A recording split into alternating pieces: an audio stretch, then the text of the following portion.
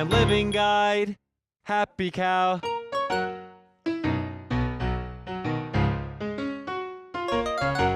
Hi, my name is Ken Spector with Happy Cow, and I'm here in Prague, Czech Republic at Náměstí, Republiky. This is a farmer's market in Czech Republic. I'm here today with Chef Kye. He's a Londoner who is going back and forth between Prague and London to spread the vegan word. So tell me a little bit about yourself, Chef Kye. You're from London. What do you do in London? What do you do in Czech Republic? Well, I do the same here as I do in London. I'm basically a chef.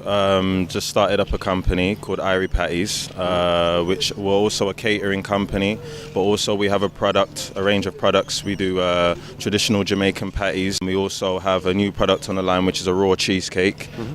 So many of our products are like gluten-free, and we like to follow esoteric cooking principles, also alkaline and, gluten-free. We like to basically veganize a lot of other dishes and obviously make them more healthier. As for, say, over here in the Czech Republic, one of their traditional dishes is like maybe dumplings and maybe goulash and so on. So I would replicate that, veganize it, but also using unrefined products and so on. I like to also follow the Untitled cooking principles, which is also reducing or without salt or no processed foods whatsoever. So I like to use more like beans, legumes, and natural plant-based foods. So Ital is Jamaican. Your parents are Jamaican, right? Yeah. Okay. Did you learn it all to cook from your parents? Oh, definitely. I was always in the kitchen every weekend with mum, cooking up, and just always watching. I was always fascinated by food. What brought you specifically to Prague? Well, basically, my partner lives in Prague. That's how it all kicked off. The vegan scene is really booming here, so I kind of grew to that a lot, and I liked it, and I just kept going back and forth. And I was also thinking, well, maybe we can start something here. We already had a company based in the UK, so we thought it would be good to also open a branch over here, which is what we've done now, and obviously spread the word, because I think Prague itself, Czech Republic, is in a great location within Central Europe. So it gives a chance to just spread the vegan message. Within these parts of the world, their diet really does consume, it's a lot of meat, it's a lot of dairy and so on. So I'd like to show them that there are other options that they can have, and healthier also. As far as the difference between the vegan scene in London versus the vegan scene in Prague or Czech Republic, what do you see as some of the major differences? I think in London, the scene itself is kind of saturating because obviously they follow what happens in the US. I find in the UK, there probably are more vegetarians than they are, let's say, vegans. So they're still stuck onto the dairy aspect of a few different things. But here, I find that there are actually even more, probably 100% vegan restaurants than there is in London, which I found quite surprising. Are you thinking of opening up a restaurant here in Prague? That will be something in the future. Right now, we're just mainly focusing on product production and getting it into various outlets and supplying chains of restaurants and so on to build brand awareness and so on. And then eventually, of course, the goal itself is to open a restaurant or two, maybe.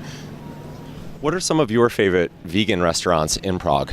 Matria is very nice. I mean, they also have maybe the odd vegetarian restaurant, but they have a lot of vegan dishes. I like the Secret of Raw. I've heard of one called Plavel, which I had there yesterday morning for breakfast. How was it? It was very good. It was excellent. I'm gonna try it definitely. But yeah, I mean, you've got your traditional, you got all your loving huts and so on. I mean, definitely for sure, I'll always support these companies and these, because they're doing such a good thing for the scene.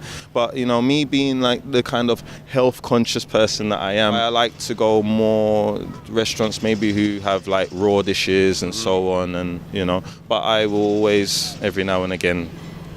What do you see as some of the biggest problems with vegan restaurants in terms of health? You say you're going the healthy direction with veganism. Yeah. In most vegan restaurants, and a few vegan chefs that I might know, they try so hard on trying to replicate bad food.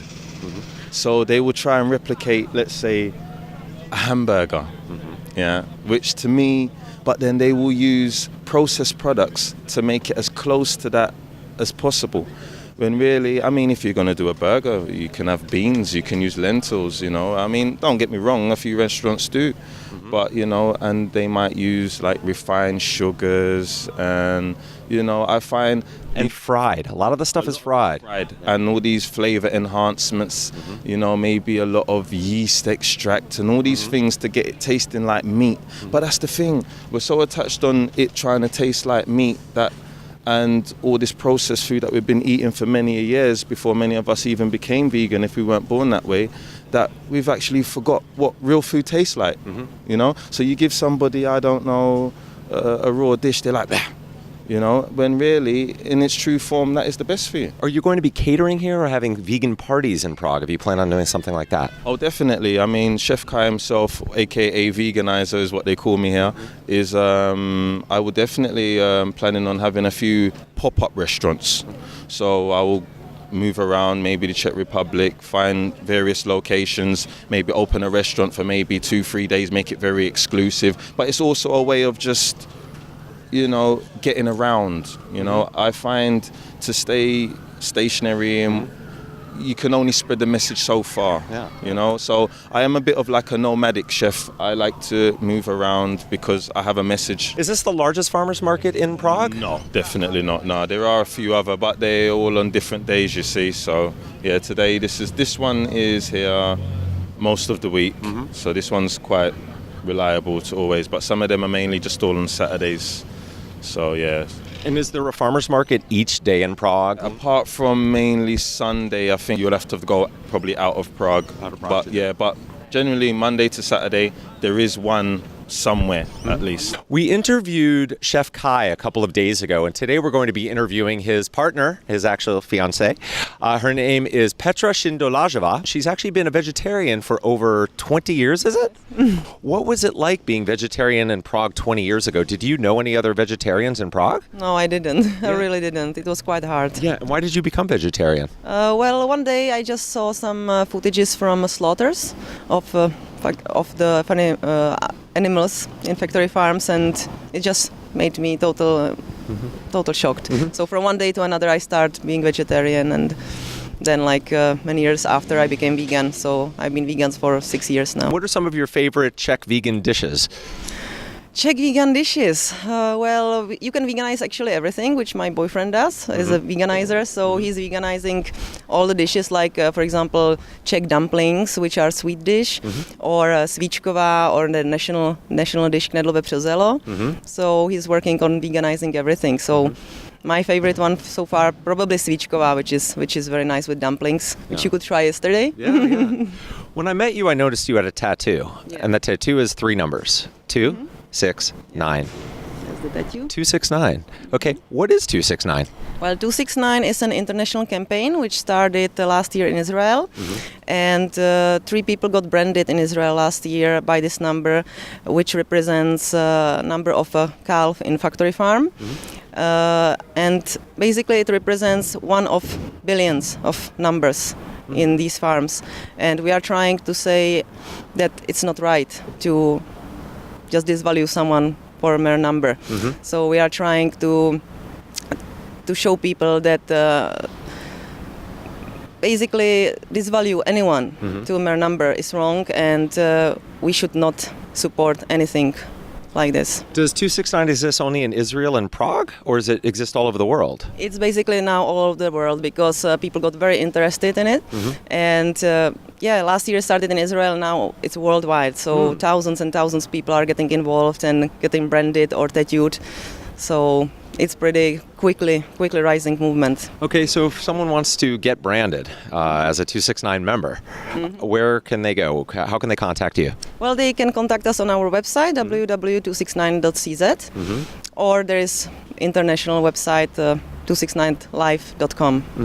How many members are involved with 269 in Prague? Oh, in Prague, it could be like over 200. Over 200? Yeah. And they all have the tattoo? Yes. Oh, wow. That's amazing. 200 in Prague alone. And then how many members are in the world? It's a good question because we even don't know about them because many don't want to get involved really in the movement, but they agree with the idea, so they get their tattoo somewhere privately. So we don't know, but there are thousands and thousands of people. So it's a growing community of 269 members, animal rights activists. Great, great, great. So thank you very much, Petra. I really appreciate your time. Well, thank you so much, Chef Kye. I really appreciate your time. Really appreciate it. Take care. Bye-bye. I'm Ken with Happy Cow. We're in Prague, Czech Republic, and have a wonderful day.